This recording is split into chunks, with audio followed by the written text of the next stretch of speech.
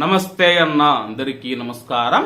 Kuwait లో మాదక ద్రవ్యాలు మద్యం పైన నిషేధం ఉన్న విషయం అందరికీ తెలిసిందే. నిషేధం ఉన్నా సరే వీటిని కొంతమంది సేవించి అయితే పోలీసులకు చిక్కుతూ ఉన్నారు. అలాగే కువైట్ లోని ఆర్దియా ప్రాంతంలో మనం చూసుకుంటే ఒక కువైట్ వ్యక్తి మద్యం సేవించి తన ఇంటికి వెళ్లాల్సి ఉంటే కానీ పక్కింటికి వెళ్లడం జరిగింది.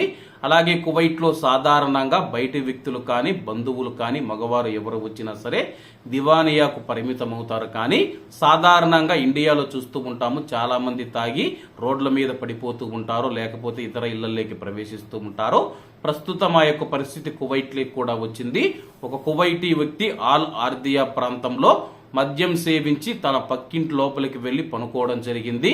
అలాగే ఆ యొక్క ఇంట్లో ఉన్న ఎవరైతే ఇంట్లో పనిచేస్తూ ఉన్న ప్రవాసులు కానీ అలాగే కువైట్ యజమానులు ఎవరైతే ఉన్నారో ఎవరు ఇతను ఇలా వచ్చి దర్జాగా ఇంట్లో నిద్రపోతూ ఉన్నాడని చెప్పేసి పోలీసులకు సమాచారం అందించారు. సమాచారం అందుకున్న పోలీసులు సంఘటనా స్థలానికి చేరుకొని ఆ యొక్క వ్యక్తిని అరెస్టు చేయగా అతను మద్యం సేవించి ఉన్నాడని చెప్పి అలాగే అతను పక్కింటి వ్యక్తి అని చెప్పేసి పోలీసులకైతే ఆ యొక్క యజమాని కువైట్ యజమాని ఎవరైతే ఉన్నారో వాళ్ళైతే తెలపడం జరిగింది. పక్కింటి అతను మద్యం సేవించి వచ్చి మా ఇంట్లో పనుకున్నాడని చెప్పేసి అలాగే పోలీసులకు సమాచారం అందించిన తర్వాత అతన్ని అరెస్ట్ చేయడం జరిగింది. అలాగే మరొక సంఘటనలో మనం చూసుకుంటే ఒక ప్రవాసుడు 4వ నెంబర్ రోడ్డులో మద్యం తాగి వాహనం నడుపుతూ ఉన్నారనే అనుమానంతో అరెస్టు చేయడం జరిగింది.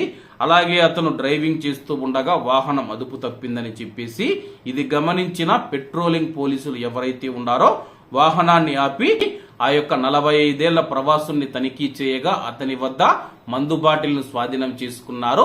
కాబట్టి కువైట్ లో కొంతమంది భారతీయులు కూడా మద్యాన్ని సేవిస్తూ ఉన్నారు.